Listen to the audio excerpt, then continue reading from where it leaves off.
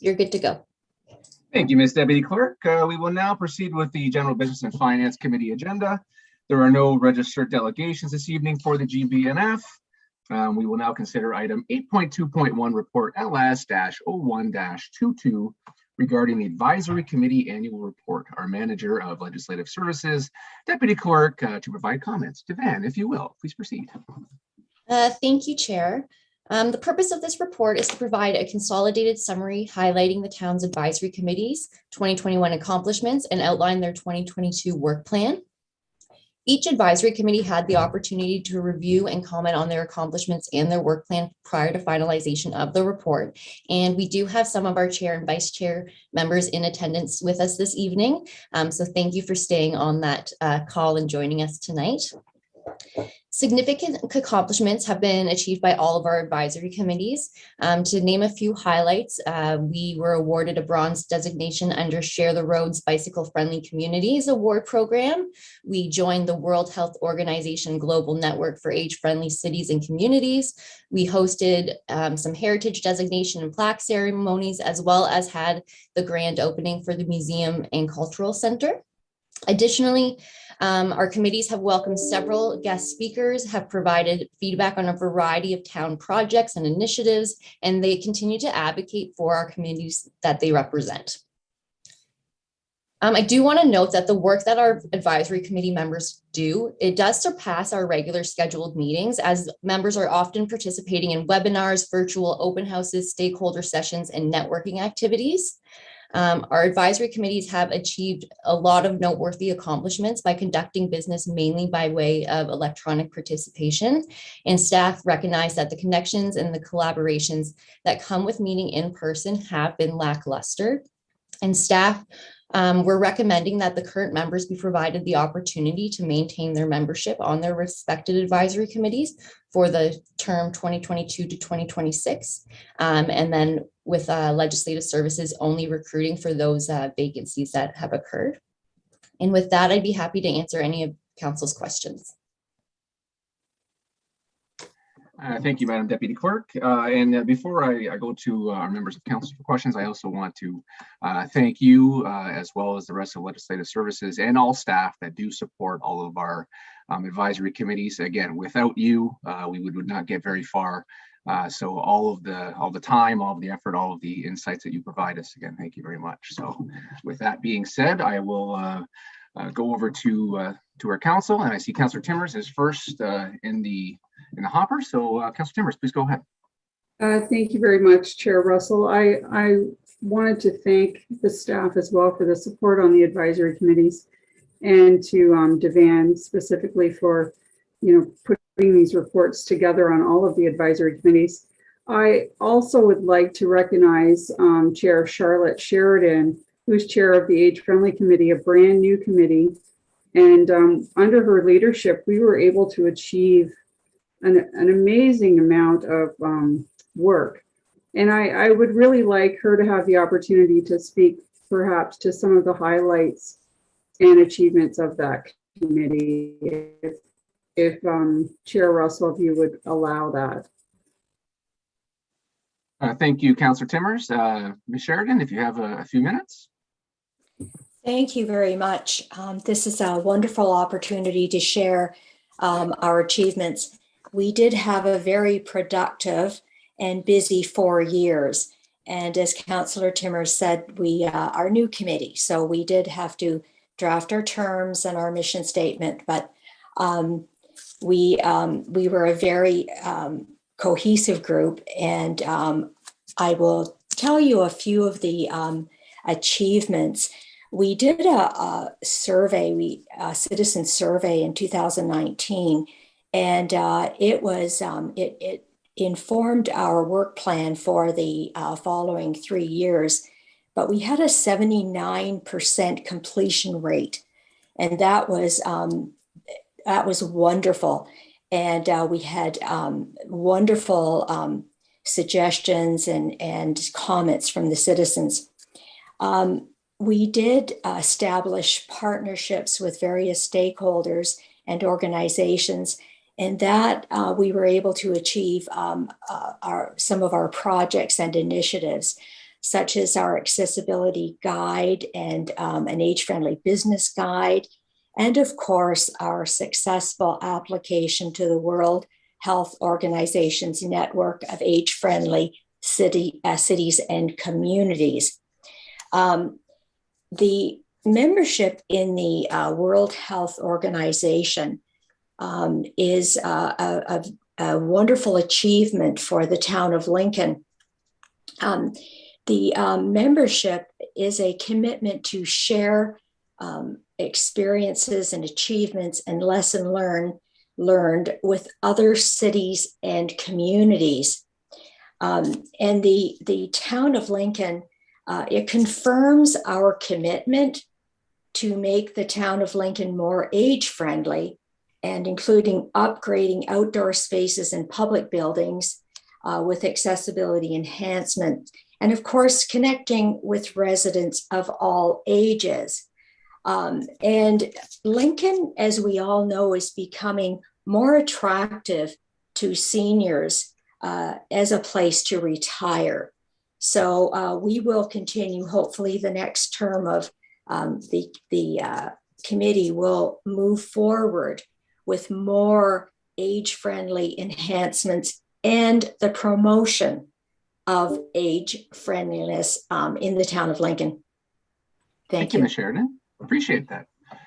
Councillor Timmers, your hands up. You have another question? No, that was great. Thank you very much, Chair Sheridan. And I really hope that you stick around for the next term of council as well. Thanks, Lynn. Thanks, Councillor Timmers. Councillor Pachariva, you are. Yeah, thanks, Chair Russell. And I'd be remiss if I didn't recognize our Vice Chair, Pauline Creighton, from the Museum Citizens Advisory Committee. We're one of the newer committees. And through her leadership and along with Chair Tether, and you saw the staff report last week, how many boxes we've already checked and how this group is a passionate group and has moved the needle, now been given the platform. So Pauline, please, in your own words, because you can do it better than me, let everyone know what's going on. Thank you.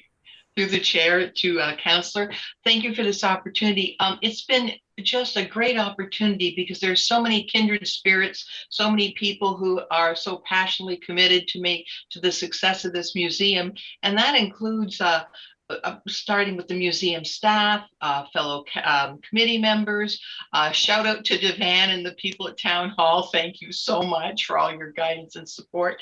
And really, we've only been meeting for less than a year because our first meeting was in May. So in that time, I'll just quickly highlight, and again, Devan highlighted it so well in the report.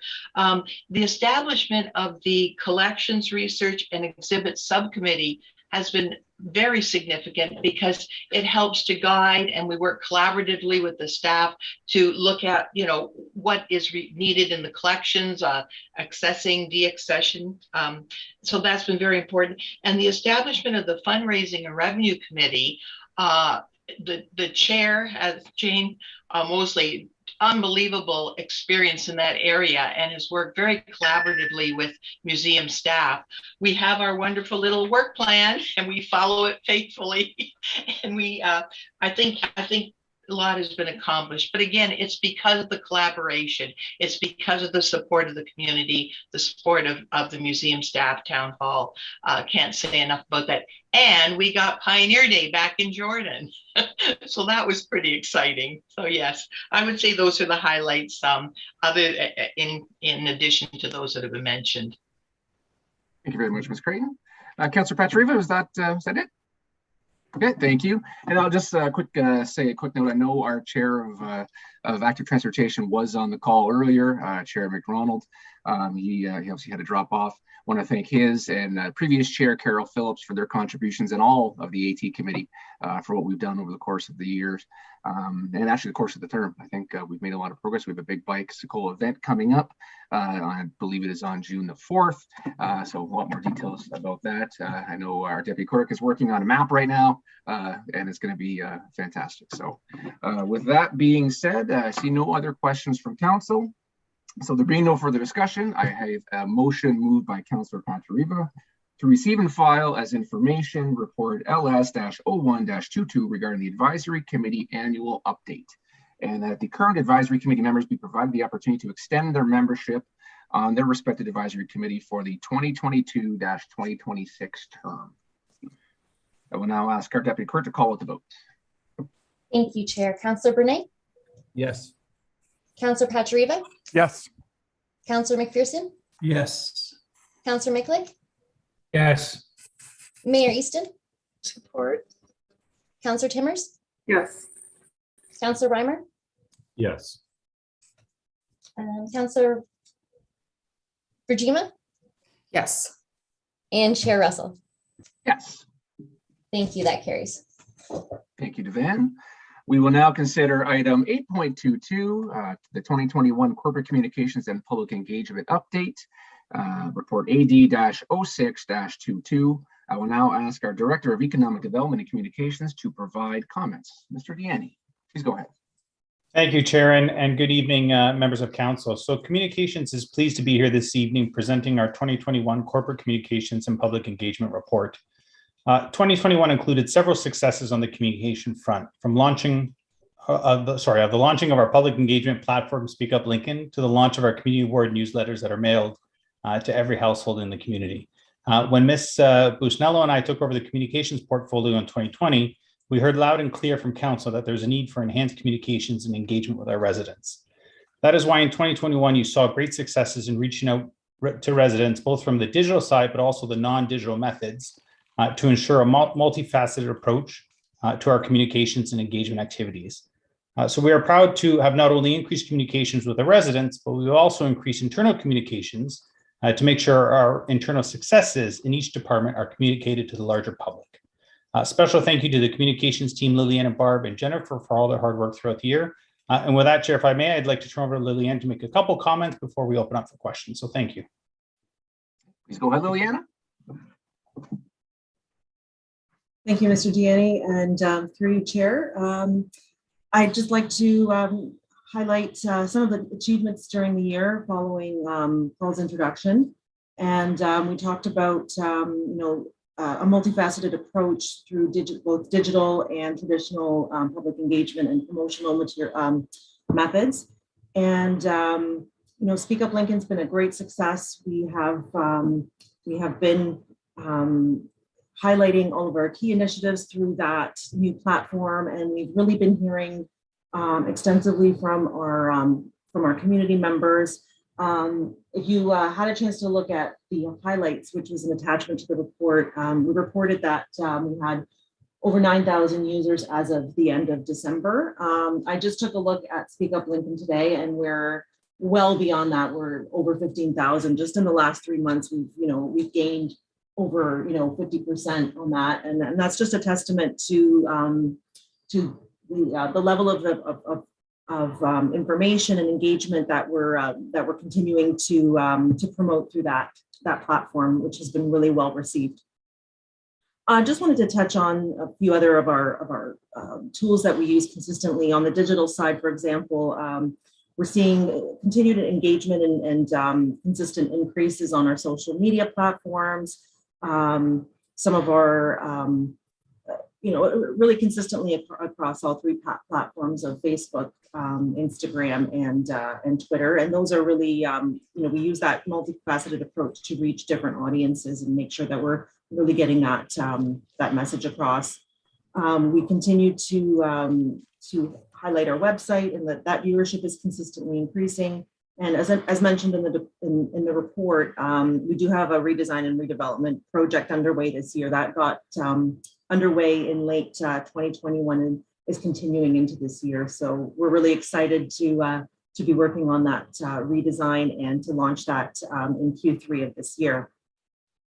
And continuing on the traditional side, we continue to engage with local media, our traditional media, keeping them up to date, so that our community members have many ways of finding out what's happening at the town, whether it's project-based or more alert kind of information, updates, that kind of thing. We have notices through that we consistently place through our community newspapers. So we have providing weekly updates through those methods. We look at targeted newsletters and notices to on community updates for specific projects. And as Paul mentioned earlier, we launched council newsletters mailed directly to all residences, and so we're hitting, we're reaching 30, we're close to 38,000, total with the publications of 4 times a year going, direct mail to people's mailboxes. So there are just so many ways that people can engage and can find out what's happening at the town. And again, further to Paul's comments, I'd just really like to thank the whole communications team, Jen and Barb, and of course, Leanne and Sam, who are on parental leave, but just their continued hard work and dedication and collaboration, and just outside of the box thinking, just looking for new ways of doing things, of reaching our audiences, just considerations and perspectives. And that's really what that's really what's made our team really thrive and be that support to the whole organization. So really happy to be here tonight, and thank you for the opportunity to provide an update on what we've been doing on the communication side. Thank you. Okay, thank you, Liliana. Paul, do you have any further comments? No, thank you, Chair. Back to the committee for questions. Okay, thank you very much, Paul. Thank you very much, Liliana, for your update. Do any members of council have any questions or comments? Councillor Brunet. Thank you, Chair. I don't have a real question, but I just wanted to say to the whole communications team under Mr. Danny's leadership, I think we've moved the needle just so immensely with Speak Up Lincoln, things we've done with the budget, our designs that we're looking at, with all the different visionings, experiences. Everything is great. And I had an opportunity to sit with the team this week to get an inside look at our new website development. So when you talk about communications and making it easy for our residents to be able to find out what's happening in Lincoln, I'm really, really excited to see that we're going to finally revamp our website, and it's going to be something that we're going to be able to navigate and use it and user friendly. It's been long awaited, and I'm really excited to see that. So just immense thanks and congratulations to the whole team for the way they are working and moving the needle on communications in Lincoln. Thanks, Councillor Brunet. Councillor Miklick, you're next. Thank you, Chair Russell. Through you to Liliana and Paul. I just want to compliment the two of you on the ward newsletter that we produce, or that you produce. It gets better every time you publish it. The first one was ward specific. The next one was multi-ward, and it gave everyone an opportunity from all wards to know what was happening within the whole town and each ward. And I want to thank Liliana particularly for her patience, because she's always wanting to know what's going on in Ward 3. And it seems like me and Councillor McPherson are busy in Ward 3, and it always takes a second request for information. I'm not as quick to respond to her request for information as I should be, and I just wanted to say thank you and keep up the good work, and appreciate it. Thank you. Thank you, Councillor Miklick. And I see our CAO has thrown his hand up. Through you, Mr. Chair. Maybe I'll let Councillor McPherson go first. Mine are more just some closing comments for the team. Okay, thank you, Mr. CAO. And your closing comments will be prefaced by my closing comments. But Councillor McPherson, please go ahead. Thank you, Mr. Chair, and thank you, Mr. CAO. I'll be extremely brief in my comments.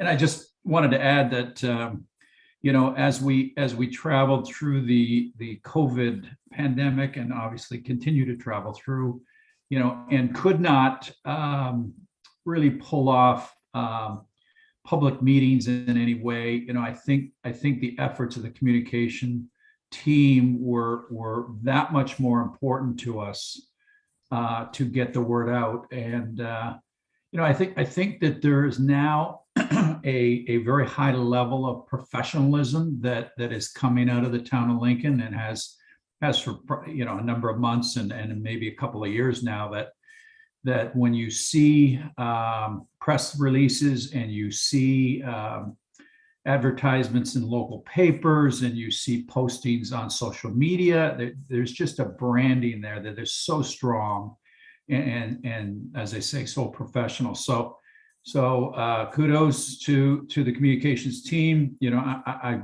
agree with the other two counselors' comments. I think we're really in a good spot now. I think the Speak Up Lincoln and the newsletter mailing is just another kind of cherry on the ice cream, so to speak, and we're really continue to move, and with the work that is coming on the website,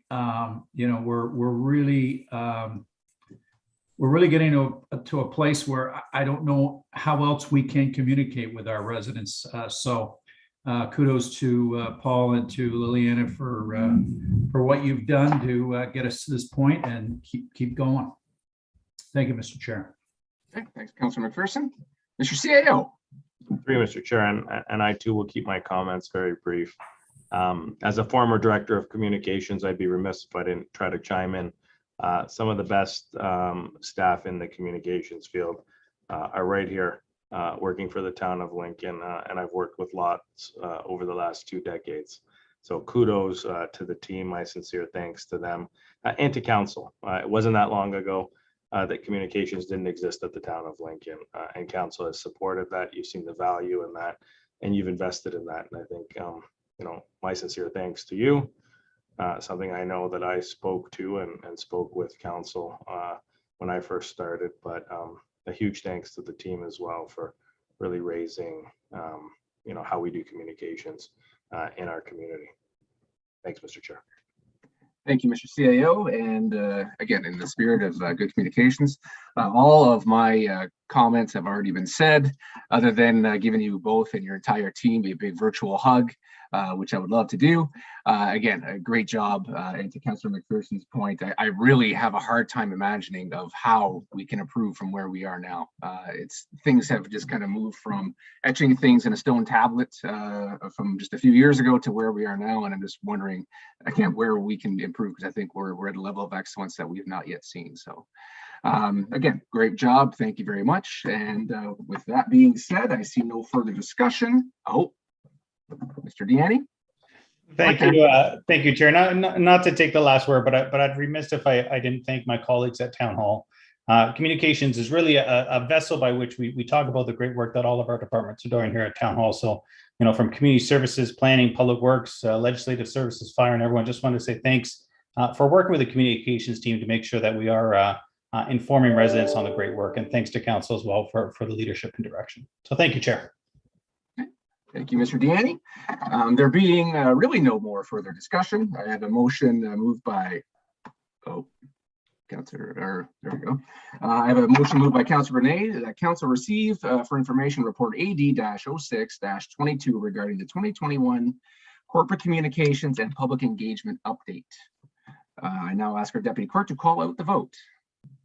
Thank you, Chair. Councilor McPherson? Yes. Councilor Reimer? Yes. Mayor Easton? Support. Councilor Rajima? Yes. Councilor Brene? Yes. Councilor Miklik? Yes. Councilor Timmers? Yes. Councilor Pachariva? Yes. Chair? Yes. Thank you. That carries.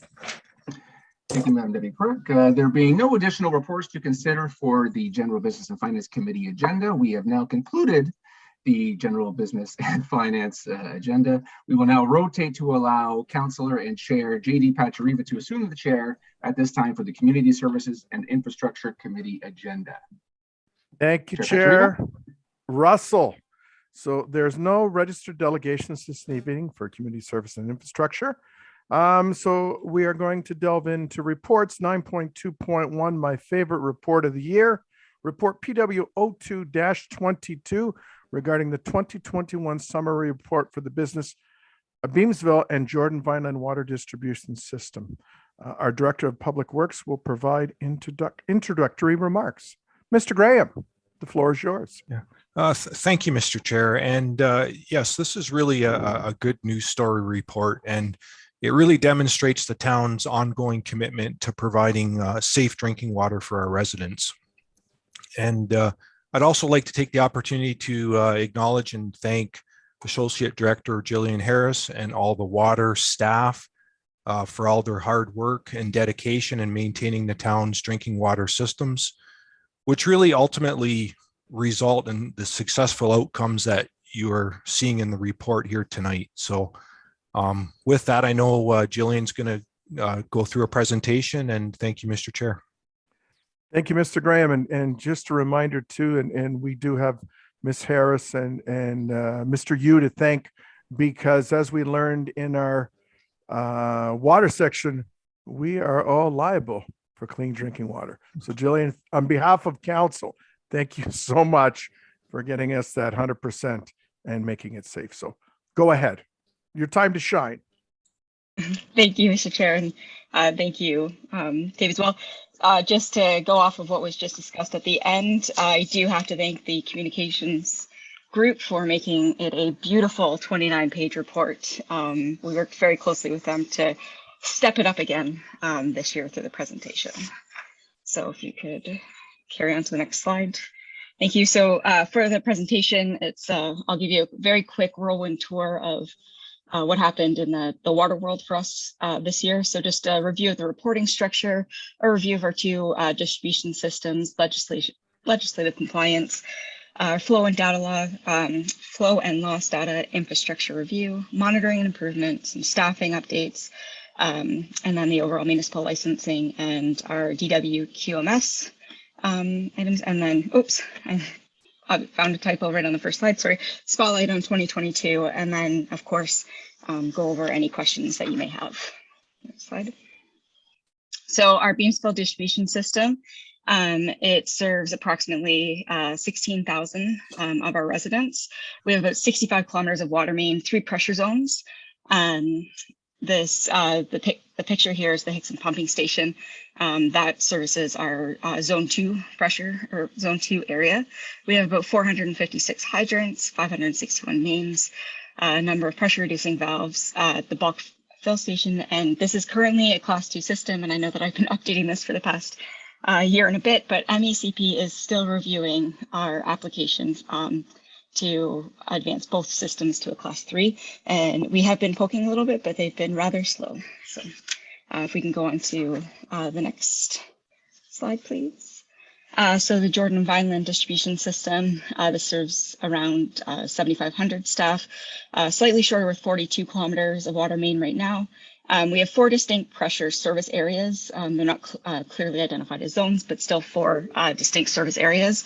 255 hydrants, 266 mains. We do have 2 reducing chambers, 2 pumping stations. This picture is one of them, just off of when you drive through and the leaves are clear in the fall. You can see this station just off of King Street in Vineland, and then currently under review. Next slide, please. Legislative compliance and regulatory testing. So a summary of tables 1 and 2 are in the report. So happy to report that we had 0 adverse water quality incidents in both Beamsville and Jordan Vineland this year. Again, we exceed the testing requirements for as set by the OREGs, just to make sure that the water is safe and that we are covering things. And we did a total, and again, 2022, sorry, a total of 2,078 were completed in 2022. We can go to the next slide, please.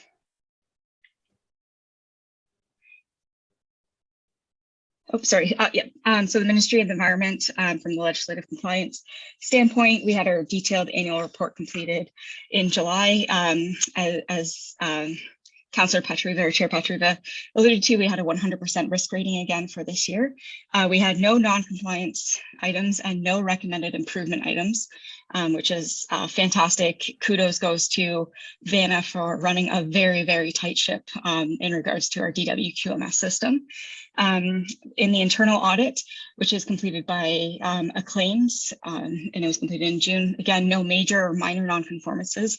They make it a mission during our internal and external audits to find opportunities for improvements. They will never leave without any. And our 4 opportunities for improvements, I would also like to note that Vanna had them all identified and addressed and resolved before the auditors even provided us the final report. So again, a massive kudos to Vanna for that one. And again, the external, very similar outcomes and completed in November for the external reaccreditation audit. Next slide, please. So our annual flows, we get this information from the region. So it showed the blue bars for Beamsville, the red bars for Jordan Vineland, showed very similar water usage compared to 2020, slightly up, but as to be expected, with some changes in working environments and people being home just a little bit more starting in 2022. If you can move to the next slide. This is our water loss. So from here, the key takeaway from this is, again, the water meter program, the majority of it was completed in 2020. So this is showing a 6.3% improvement on water loss pre and post our water meter install. Leaks within the system do happen. We typically aim to be below 10%, so I'm very happy that we are at 9.4. So some of them are just small leaks. Flushing and water main breaks accounts for some of this flow, firefighting, and then some illegal connections. We did find, as part of the water meter program, we did find 4 illegal connections and reverse those. And we do check back every now and again to make sure that they haven't been reinstalled. To the next slide. So in 2020, in 2021, sorry about that. We had 4 breaks in Beamsville, 2 breaks in Jordan Vineland. So the 4 breaks were all on Lincoln Avenue. Some of them kind of split across between on the north and the south side of King Street. They were related to either age or, unfortunately, contractor related. And then our 2 breaks in Jordan Vineland, the one was, they're both age related, and one of them was on Green Lane Road right near Victoria, and then the other one was a right at a main stop connection on Main Street. And again, you can see an excellent downward trend in overall water main breaks. This one, kudos goes out to council for supporting us in the removal of the metallic water main. We are so close. I'll be reporting on that a bit later. But again, it's moving in an excellent direction. Next slide. Queued that up. So our metallic water main replacement. So straight up cast iron, we have 0 kilometers left. We have 3.7 kilometers of ductile iron. We have 4.9 of line cast. So it's approximately 8.6% of the remaining metallic pipe. It's anticipated, I'm actually going to update that within the next 5 years, assuming that the what we're proposing for the 10-year capital program coming forward is approved. And then I also do want to note that we are hopeful that within the next 12 years, we'll have only plastic pipe within our system by removing some of the other concrete-based pipe, which isn't presented on this slide. Next slide, please. So performance metrics of what the crews were busy doing. They flushed over 1,000 hydrants, exercised 200 valves. They did over 2,000 locates. It was a very busy year for construction, designs, boreholes, residents building fences, digging pools, things like that, all the various reasons that we do get locates. As we said, we provide a significant amount of samples, so over 2,000 samples. We had over 730 separate work orders. Some of those combine include some kind of phased work orders that go over a period of time. We resolved 11 complaints. 9 of those were taste and odor. 2 of them were pressure. I do want to know the pressure ones. that came forward, we were able to use our smart hydrants that we have in place to actually look at the trends and determine if different set points needed to be put into the system to be able to address those pressure complaints, so they were resolved successfully. And then we flow tested and color coded. So those are when you drive down the road and you see the reflective blue, red, or green on the side of the hydrants. We did 55 of those, and we inspected 16 of our chambers. Next slide, please. So the staffing complement is a little bit different than the last time I presented. So Chris Shelton served over 30 years with the town. He did retire in December. So John Branco came in January as the supervisor of environmental services. We would have captured that one. With the slight changing in public works, I've moved up into the associate director role. Frank Buffalino, who I was going to bring on, I just was not sure how long the meeting was going to go. So I told him that he could take a break and get some rest if needed. So Frank is the manager of operations. I look forward to him meeting all of you. He's a fantastic addition to the team, fits well, and the staff get along great with him. And then we did have 2 operators retire as well. So Kevin and Cal, again, also 30-year plus staff with the town. They retired. So Mike Hancock and Giancarlo Marcella has moved over. So on this slide, they are both listed as OITs. I'm very happy to report that since printing or I guess the publication, they have both received their level 1 or their class 1 license. And then Mark Bigger, John Rice, Nick Massey, John High, and Brett Scobie are operators. Brett is well on his way to getting his class 3, and the remainder have it. And of course, we would not be able to do what we do without the support from all of the other departments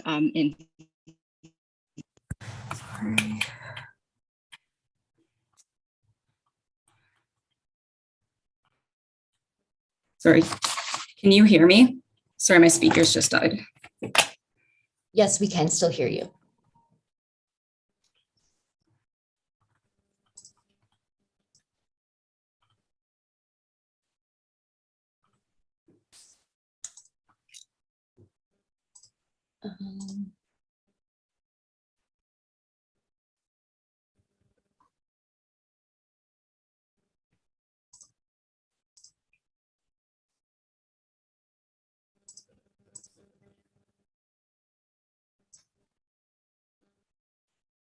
Jillian, we could hear you, but we can't now. Now you're okay there for a minute.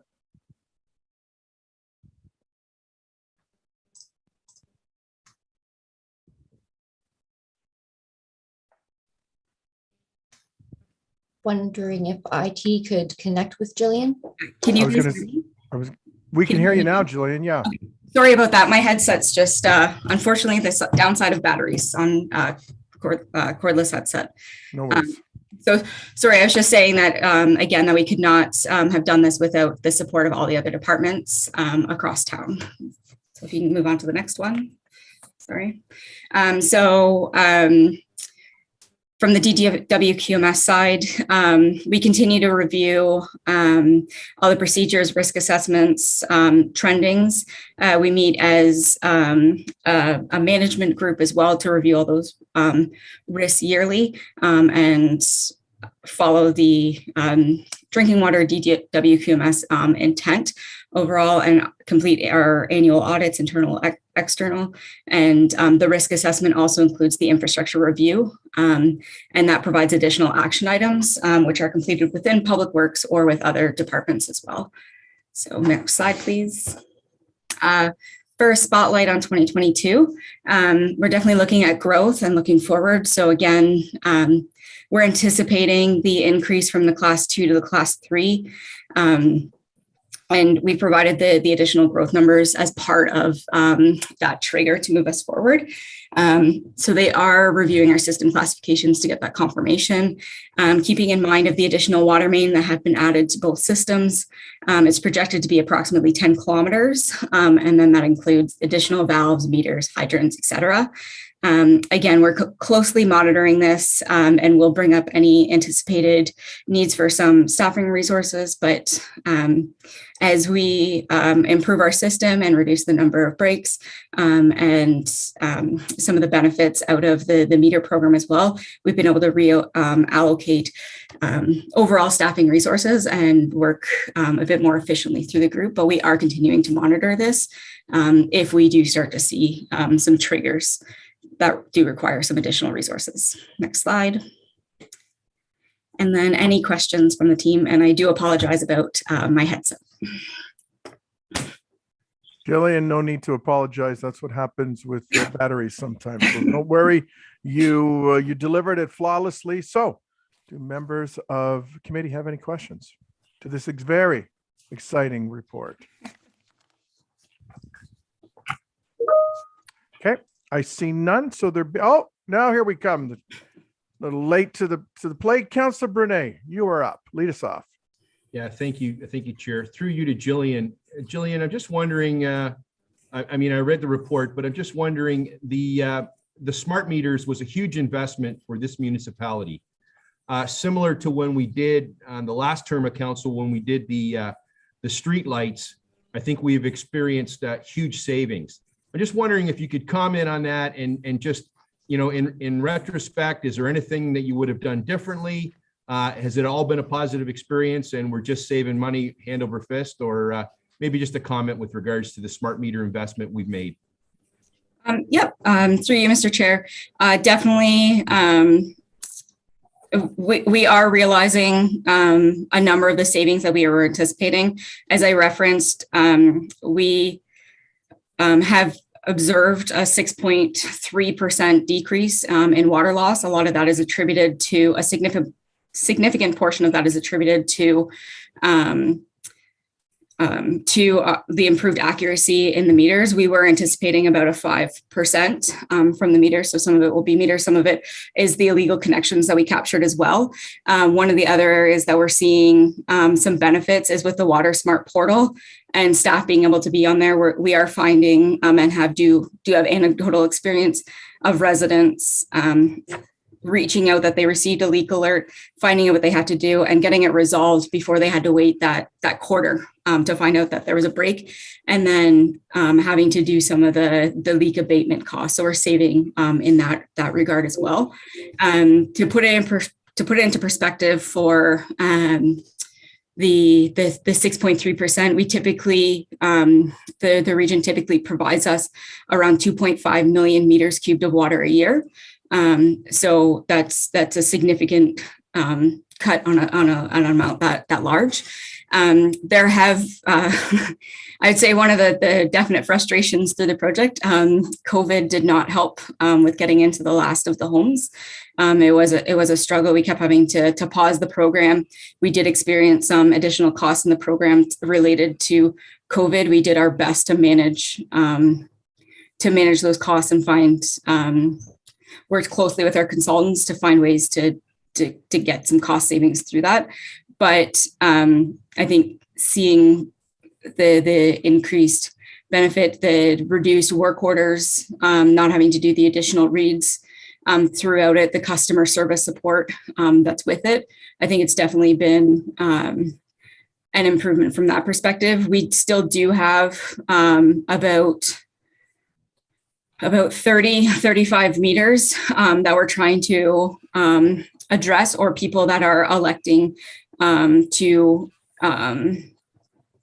not have the technology updated, so we don't have those benefits.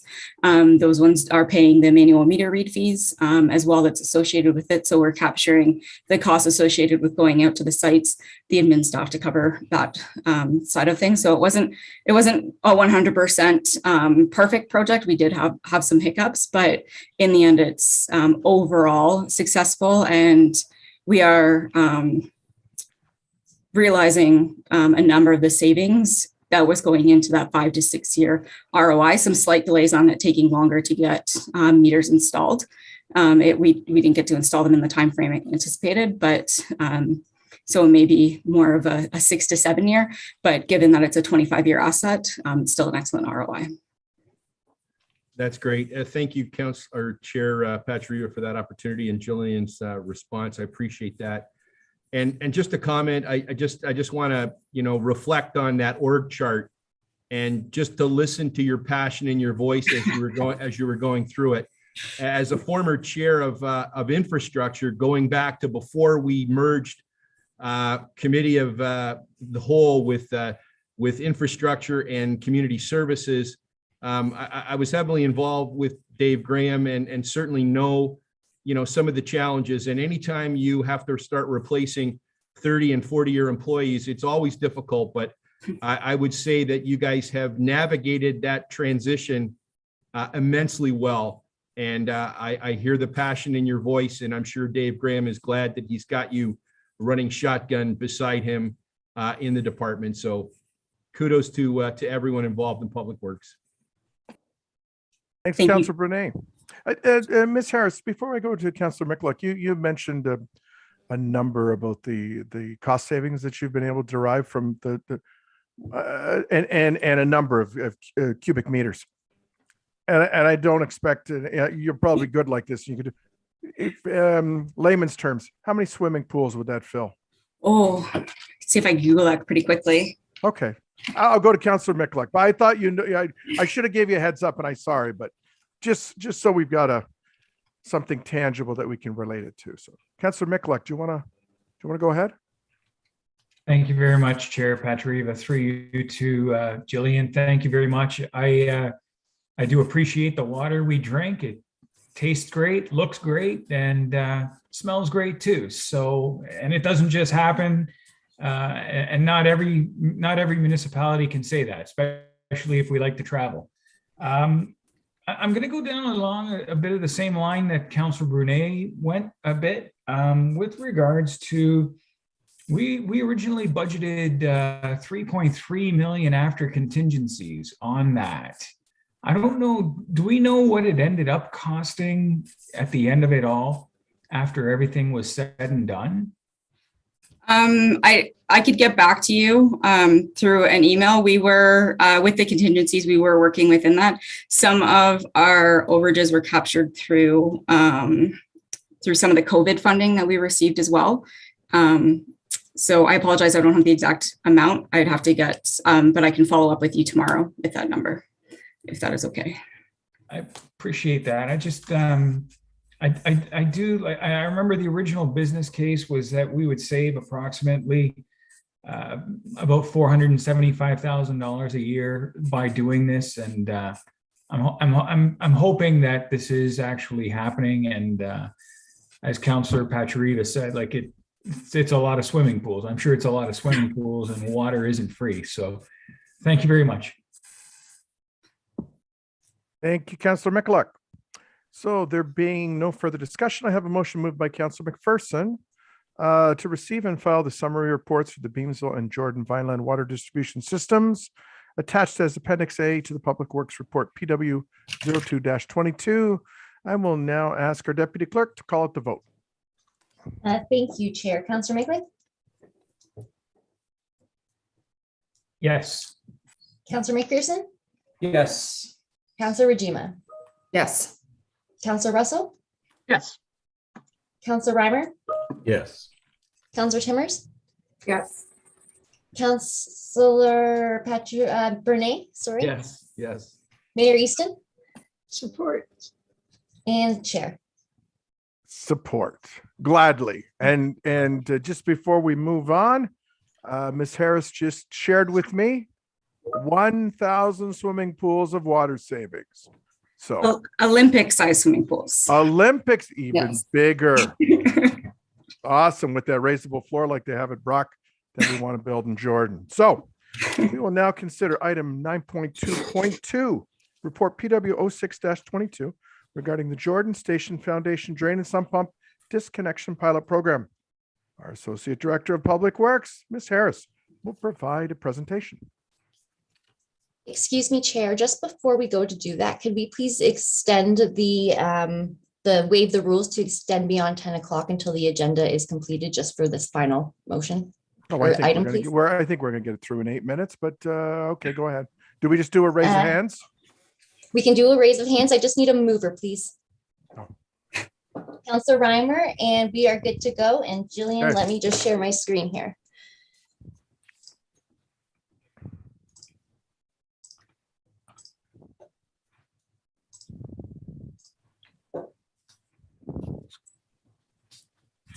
Thank you, Chair Patriva. Again, in the same regards, what I consider another good news report is for the proposed Jordan Station Foundation drain and sump pump disconnection pilot project. Although it has a long name, I will keep the presentation short. So the agenda, inflow and infiltration, or I&I as I'll refer to it for the rest of the presentation, 101, project history, the current situation, our proposed pilot program, financial considerations, and public education. It's been a while since I've reported on I&I. So just as a reminder, inflow is direct flow of rainwater into the sewer. So this is coming through the top of the maintenance hole caps, some larger openings. So this is the stuff that hits our sanitary sewer extremely fast. And then infiltration is groundwater flow sources through cracked pipes and maintenance holes. And this takes a little bit longer to get into the system. But as our CAO during some of our public information center has very eloquently summarized, it's ultimately unwanted water in our sanitary sewer system. So for the project's history, it's going back to spring of 2017. There was a significant storm event that happened during that period, and 20 properties did report basement flooding from surcharging within the sanitary sewer system. Between 2017 and I do want to correct because it was January 2020 was our previous last event. There were 11 bypass or overflow events during this period.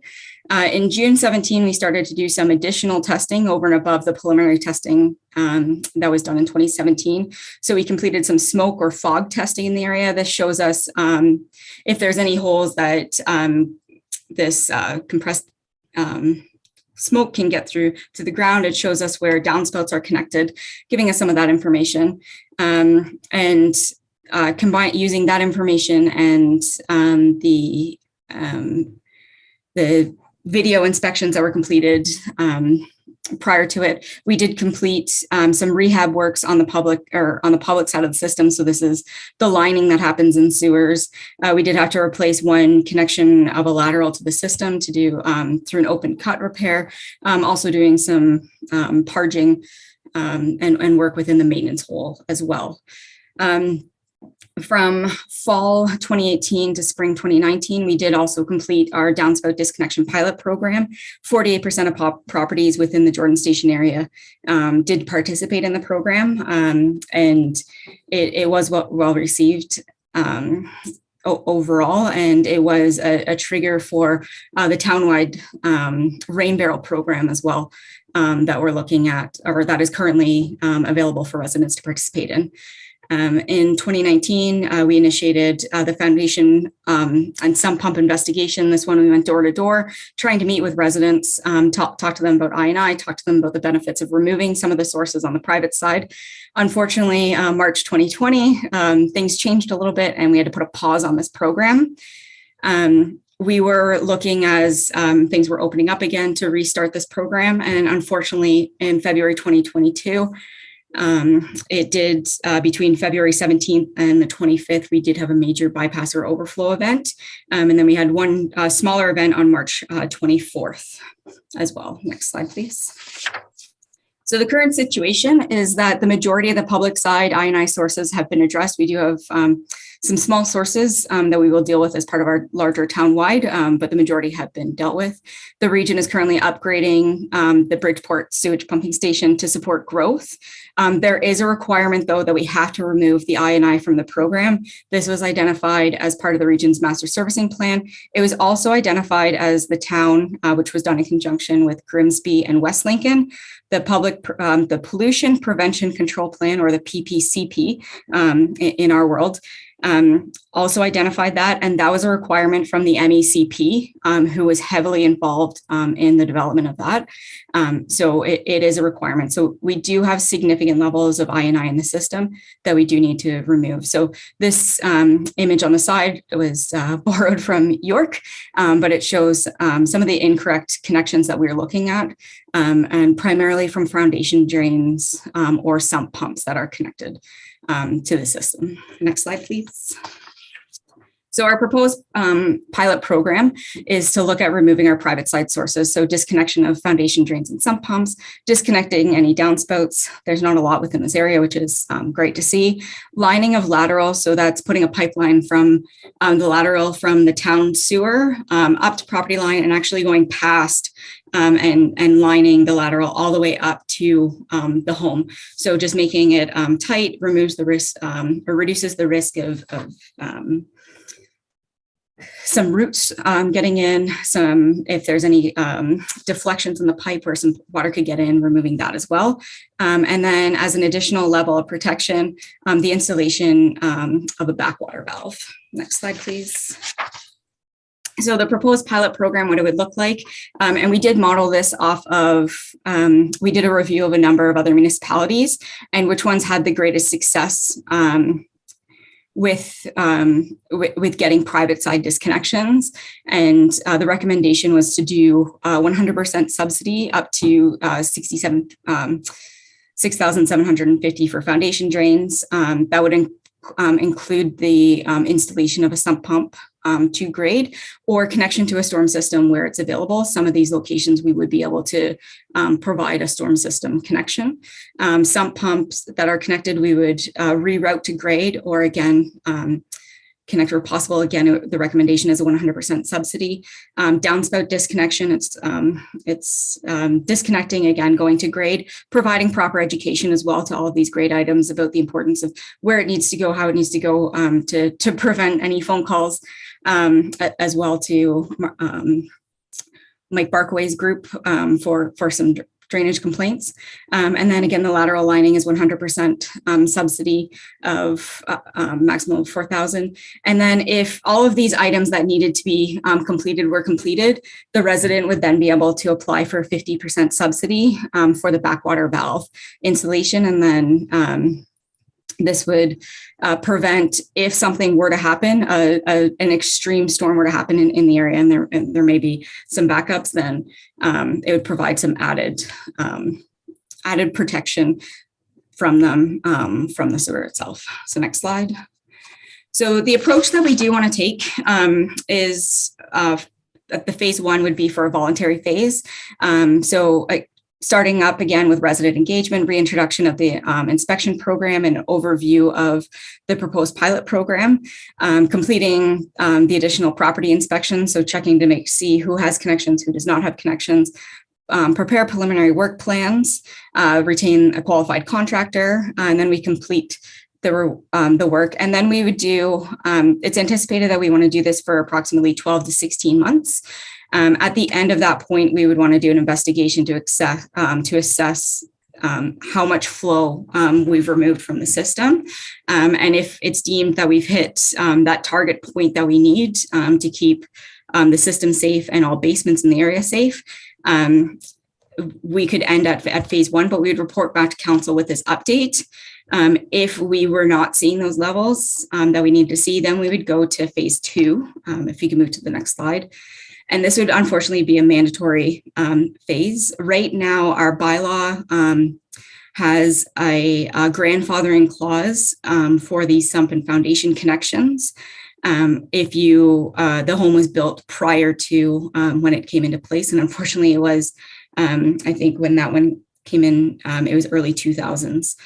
So again, once we went, if we did have to take this approach, we would need to come forward, obviously to council, do heavy public consultation for the bylaw review and the amendment to that clause, and then do a reintroduction of the overall program and complete the property inspections. And we would have targeted areas from some of our other investigations that are ongoing. And again, confirm work plans and collect the required waivers and complete the report to get us to our target points. Next, and then so financial considerations. It is a little tricky to come up with the overall cost, but it does need to take into account the socioeconomic and environmental impacts. So without doing this, we will continue to observe environmental overflows. We will have potential health and safety risks from basement flooding and overflows. We will continue to potentially receive insurance claims from basement flooding if staff were not able to get out to site in an appropriate time to do the environmental our emergency works. We would have exceeding sewer capacity impacts to our infrastructure. It does take a wear and tear when they do see these significant flows through them. Or as a result, it would be significant increase to infrastructure, which again, the region and the ministry wouldn't fully support, but it would be increases to our sewers through this area. It would be a further increase to the pumping station, an increase to the force main, and then the same information all the way down the line to the Baker Road system, because it would continue to trigger upsizing. And then it would have increased, we're currently observing increased pumping and treatment costs, and then the emergency costs for the staff to be out there 24/7 while we are going through a bypass or overflow event. On to the next slide. So I am happy to report that the town was successful in securing regional wet weather or CSO funding. So this does cover 60% of the private side costs, 30% of our consultant costs. The budget that we have carried within the operating budget for this year would support 31 properties. This would allow us to meet our targets and provide some additional safety in the system for significantly larger storms as well. And this would be, this 31 would be if all sites were, all 5 subsidies were applied. It may not be the case that all these locations would require it. They may only need portions of it, which would then open up for additional properties in the area. So at this time, it's not anticipated that any additional budget needs are required. Again, we'd come back to council if this was, but it's not anticipated at the time. The next slide. Of course, because this is we are dealing with all of the residents in this area, we would have significant additional public engagement. Already working closely with the comms department and identifying kind of that game plan, what we're going to do, how we're going to approach it, taking the combined communication approach from the print side, from social media, that side. So having a dedicated Speak Up Lincoln page for it, another introductory letter, a pilot program fact sheet, hard information that we can provide, doing a drop-in style public information center, anticipated if the pilot program is approved, anticipating for June, and then providing the inspection record and work plan discussions, going over all this information, and then again going over the maintenance information with the residents for what is completed in their home. Next slide. So just in summary, the disconnection of any foundation drains and sump pumps into the sanitary system will assist the town in reducing the amount of emergency bypass and prevent future basement flooding. The proposed pilot study is based on best practices and lessons learned from other municipalities who have gone through this process, and staff do recommend that council approve and endorse the proposed pilot program.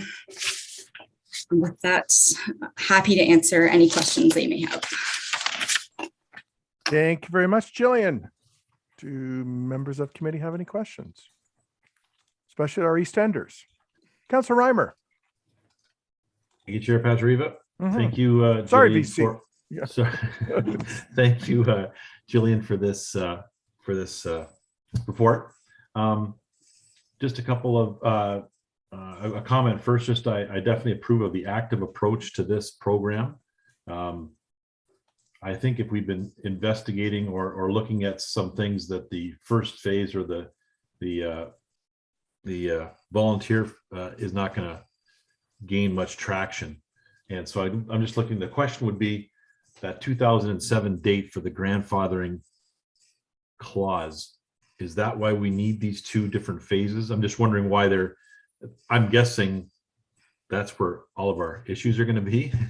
And so why don't we just get there quicker than the volunteering part. So I guess just a little bit of background and that date. That's all, I guess, Jillian. Sorry, through you, Chair Patrick, to Jillian. Through you, Chair. You're right with the community. A lot of those homes are older than 2007. What we did find when we were doing the early phase with the residents that we were able to get in and talk to, a lot of their apprehension was that they were going to have to financially cover the costs and what that would be, and kind of not doing the work at the time that we were in there. I know during, we have done since 2018, a number of public consultation processes through it as well. And that has been one of the comments that has come forward throughout, even before we were doing the door-to-door kind of starting the earlier investigations, was kind of costs associated with it. So we're hopeful that bringing forward this and providing the education that we have the full cost reimbursement, that we're working with you, that it's going to be a qualified contractor, and amping up that public education side again. We're hopeful that we'll be able to hit our targets and be able to do the removal rather than taking a more stringent approach and opening up that bylaw. Okay. And another question, if I may, Councillor Patriva. Jillian, do any of the residential lots in Jordan Station proper, do they have any, is there any storm laterals to any of those, whether they were older or newer? Like what I'm asking is, we're asking people to disconnect their downspouts. What if their downspouts are connected to the storm sewer? Through you, Mr. Chair. So if their downspouts are disconnected to storm or to subdrains of that approach, we would not ask for the disconnection. It would, we have means to test to determine if it's connected to the sanitary, and that would be the only thing that would trigger the disconnection. Okay. All right. Thank you, Jillian. Thanks, Chair Patrio. Thanks, Thank you, VC Reimer. Councillor McLuck. Thank you, Chair Patriva. Through you to Jillian. Thank you for all this information and your presentation of it. I'm just curious, like, how is this calculated in terms of what sewage or what volume of sewage what are the requirements from a pumping station? Is it calculated by the number of houses? Is it calculated, like, how is, right now they're in the process of upgrading that pumping station, knowing what they know, the number of houses.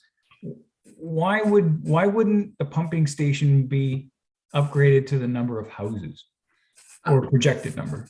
Yep, through you, Chair Patriva. The pump station is designed for the number of houses that are upcoming. What it is not designed for is the significant level of I&I. To put it into perspective, so we do how we identify what is actual sewage and what should be arriving versus what is this extraneous flow that we see is we have flow monitors that are installed within the system. And the beauty of the flow monitors is that you get reads during dry weather events where it's not raining, you're sump pumping your houses and going, things like that. So we're able to gauge what is the actual true sewage flow. And again, knowing that it's going to fluctuate, everyone has their routines going through, so we can capture those. It's called a diurnal pattern. We capture that. And then when we have a rain event, we then take the flow monitoring results from that and the total volume that's being received within that period. And that identifies what is the level of I&I that we would have in there. So it's pretty significant. I'm just, I have the one information from the one report. So what we typically like to see in and how it's calculated from a design criteria, and this is a standard across the industry. It is going through some reviews, but what is accepted, an acceptable level of I&I in a system is 0.286 liters per second per hectare. And that's typically what you want to see around a 5-year return storm. What this area is seeing is 1.40 liters per second per hectare. of INI in the system. So we have an exceptionally large level of INI. What the station is seeing during these events, the level of flow being observed and what we've tracked for some of them is actually exceeding what the pumping station would be because of how high the INI is. So it's incredibly important that we do remove it. That was, some of this information was pre us doing some of our updates. So we have removed a portion of it, but right now what we're at is the 1.4. So we do need to remove a significant portion to bring it in line. The station does take into account, again, knowing that there's this 0.286, the wet well portion of it that receives and then everything pumps out of it. They do account for some storage in there to give us some flexibility as well.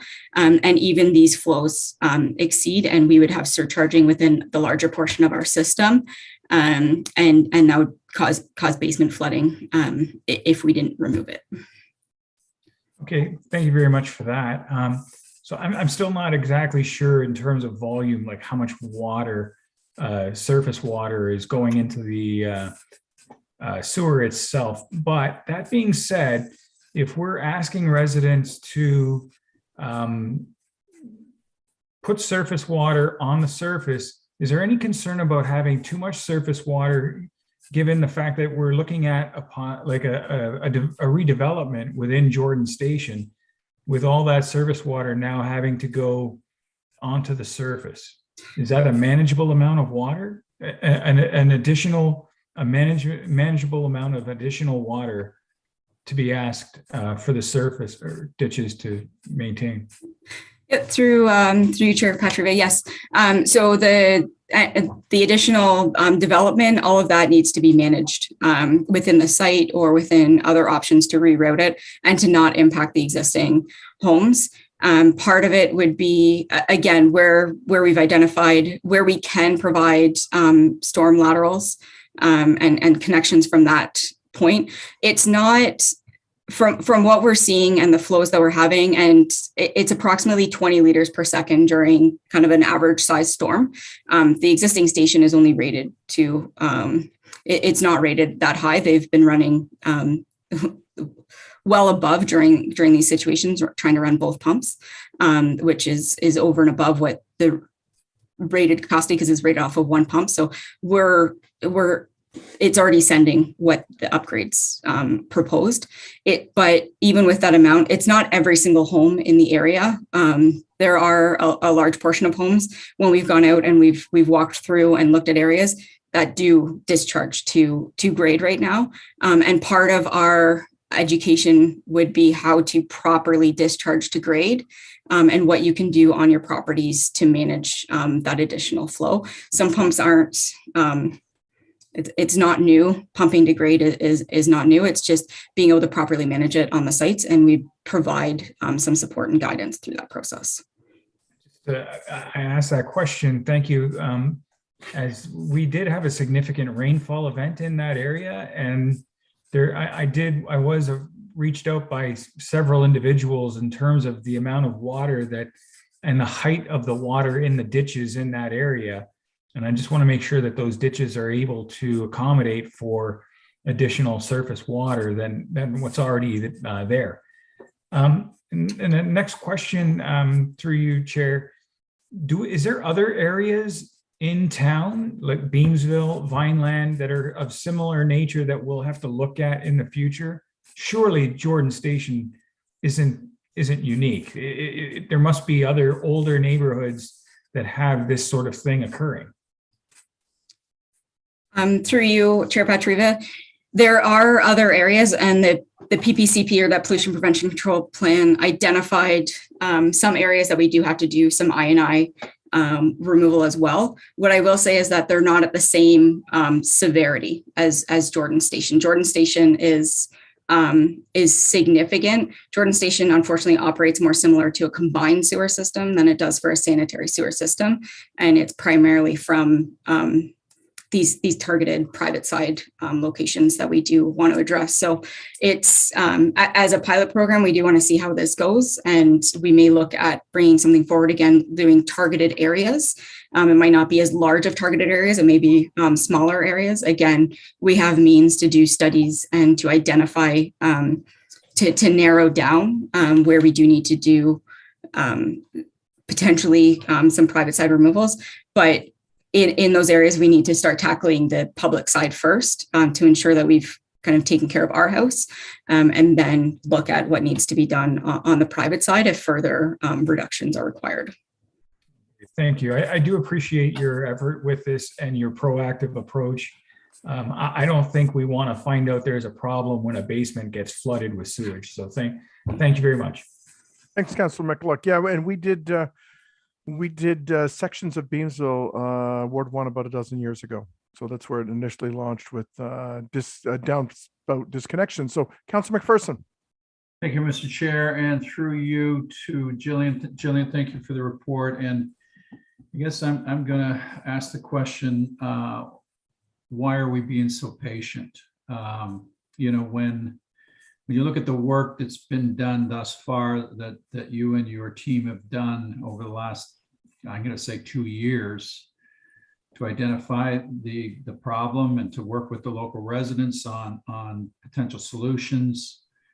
And you look at the way you've rolled out in your presentation, the time that it's going to take to do all of the notification, all of the training, all of the phasing, and yet in the report, it appears to me that you're not even getting responses from some of these homes, so why wouldn't we take a similar approach to what we did with the water meters? And basically say this is the solution that will take care of the problem, and at no cost to you, Mr. and Mrs. Resident, we're going to come in and we're going to fix the problem. We've got homes flooding, and we've also got employees that are at the pumping station or at the location in the middle of the night, trying to divert, excess flow. So why would we not take a more direct approach to, I guess, go right to phase 2 and just fix it? Yep, through you, Chair Patriva. It would be great to be able to take that approach. On the water meter side, we did have a bit more teeth in the bylaw. This one, because of the grandfathering clause, we don't have that. Again, our hope with this first phase is when we went through our last round of communication, we weren't able to advise that we had a grant available, that we were going to provide some support from that stance. So we're hoping, even when we were talking about disconnecting downspouts, in that earlier phase, when we provided the rain barrels, we did see some of the people that wouldn't even consider us or any of our recommendations were then coming on board, and they were disconnecting some of their downspouts and being able to take that approach. So we're hopeful again that by having this program and being able to advise them of the program in the area, that we would be able to meet our targets and not have to take the harsher approach of opening up the bylaw and removing that grandfathering clause. Well, I hope you're right. From what I'm seeing and being close to it over the last few years, I think you're going to be 18 months down the road and we're going to be looking at the bylaw, because I don't get a feeling as though people are going to react to it. So, I guess I would do that communication and see what kind of response you get. And to me, with the storms that we're getting on a more regular basis, with the development of the Phelps development coming this year. They're probably going to start. I just think this is something that we've got to get more aggressive with. So just my thoughts on it. Thank you, Mr. Chair. Thank you, Councillor McPherson.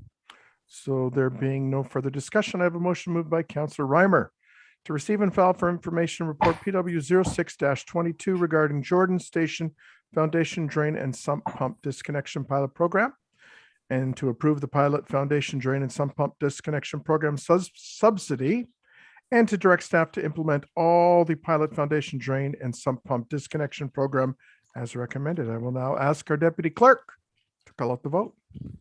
Thank you, Chair. Mayor Easton, Support. Councillor Timmers, Yes. Councillor Reimer, Yes. Councillor Micklick, Yes.